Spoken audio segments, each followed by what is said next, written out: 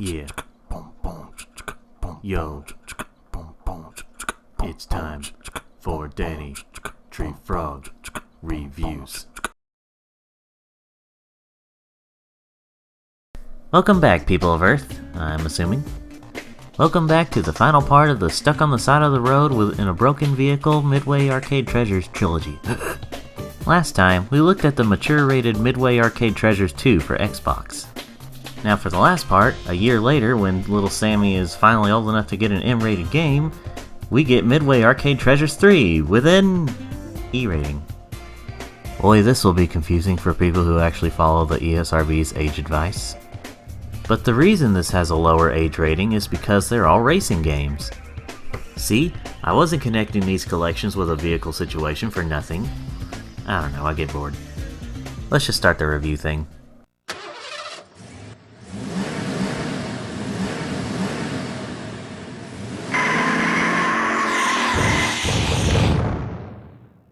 Well, that one had a bit of a low-budget look to it, but it definitely sounded appealing, I guess.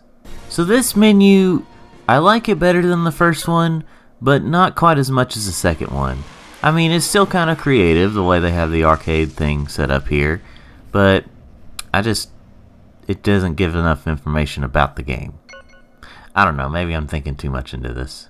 Now, unlike the last couple of games where it had 20 or 20 plus games, this one only has 8.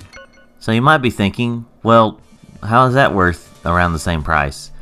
Well, some of these games are actually a little more advanced. Mostly the first 3 games. Which is, which kind of gives me some Sonic Gems collection vibes, considering the first 3 games were the big hits of the... you might be able to get what I'm saying, I guess. Maybe I should quit talking and actually stop this. And like the other 2, this one has some extra content, you know, talking about what the game is like and when it was released and all that jazz.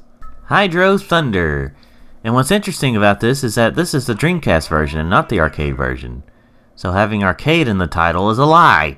It is kind of interesting still that they have this entire Dreamcast game here in this collection of other games. I mean, this is part of why there's only 8. But, you know, this is still cool. It's just an entire game of the same generation. Kind of. 3, 2, 1, go, go, go! Buddy, a little advice. 1 go is enough. Back in 1999, this was a really advanced game. It was also definitely a game of the generation, as in, the next generation had a bunch of water games so they could try and show off the power of the next generation. Initially, this game was... Okay, sorry, I had to throw in that dumb joke. So far, this game right here is worth getting a loan. Well, not at full price or anything, but, you know, it's a pretty good addition to the collection.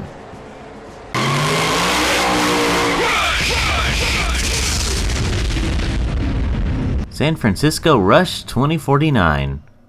They really roll off the tongue as well, but okay. Alright, just putting in my full name, Danny Tree F, I guess. I believe this is the only other one to use the Dreamcast version of the game rather than, well, you know, the actual arcade, like the name implies. And here we go! Here we go. Steering wheel. Here we go. Okay. This is another pretty good one. If you like racing games, this is actually pretty fun, especially arcade racing games. As a standalone game, maybe if you had it on Dreamcast, which is what the version is, obviously. But as part of the collection, I think it's pretty good. You get your money's worth, well, as part of it anyway. It can probably go without saying, but just in case, yes, this does go up to 4 players, so, you know, obviously just about all these racing games have 4 player, or up to 4 player. It's a racing game. If there was no multiplayer, that'd be stupid. Now, before I stop talking about this game, I should mention that there's actually a pretty fun stunt mode. It's got a lot of fun. If you've ever played Crash Tag Team Racing, the stunt course thing on there, then this might be fun to you. Or if you know of it. What am I saying again? Oh yeah, this is fun. Off-Road Thunder and well, you know, I wish they were frogs so I could be attracted to them. It's a little on the slippery side, but otherwise it's not too bad. I swear so many of these arcade racing games have these big jumps. They are cool though, that's probably why they're there. I mean, some of these racing games are starting to feel a little bit samey, but considering they're all in the same package and the fact that they do have enough variety for each of them, honestly, I don't mind.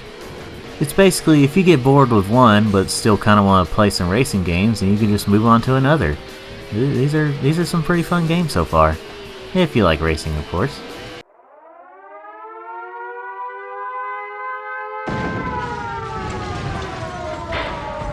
Rush the rock. You don't want to mess with it.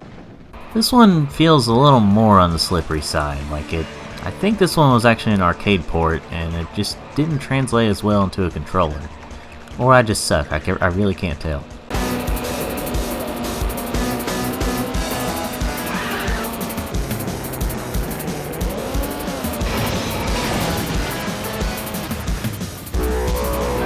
What the hell did I just watch and let pad out the time?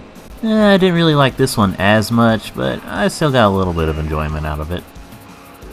Now we're starting to get a little more interesting territory with games like this, Stun Runner. Okay, the fact that this came out in 1989 is really impressive.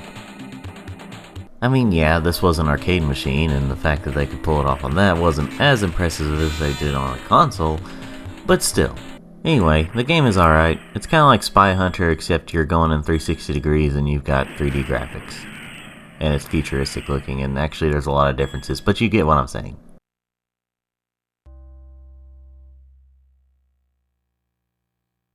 Huh. Looks like another 1989 3D game.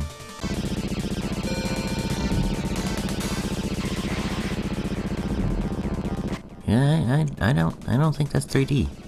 This is basically Championship Sprint or Super Sprint, just with weapons and a more apocalyptic theme.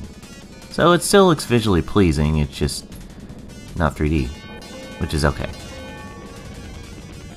Well, now instead of hard driving, we're race driving. We'll just see what car suits my needs. Alright, getting ready to race, here we go! Alright, the forward button, where's the forward button? Where's the gas pedal? Okay, here we go. That was weird. Of course, the controls are very similar to hard driving, except in race driving, it's not quite as... here we go again.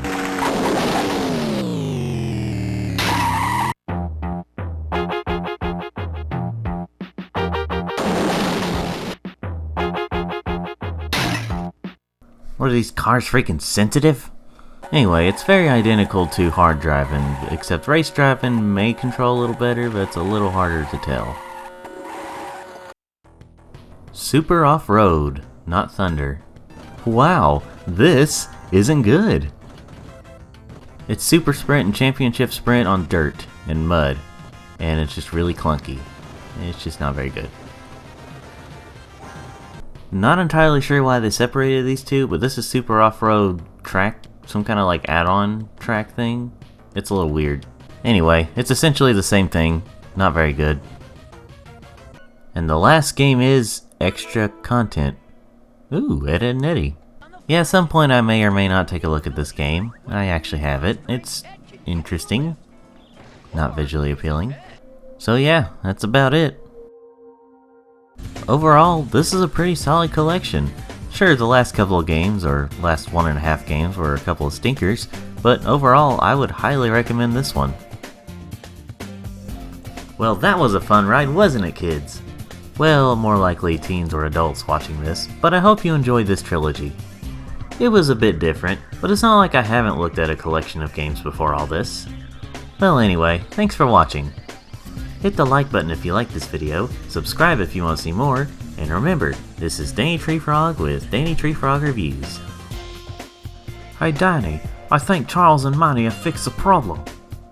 Oh, thank God. Now we can... Alright guys, we just need to wait a few more hours and then we'll be good to go. Now we can wait around as I come up with another episode idea. Oh yeah, the 4th map for PSP.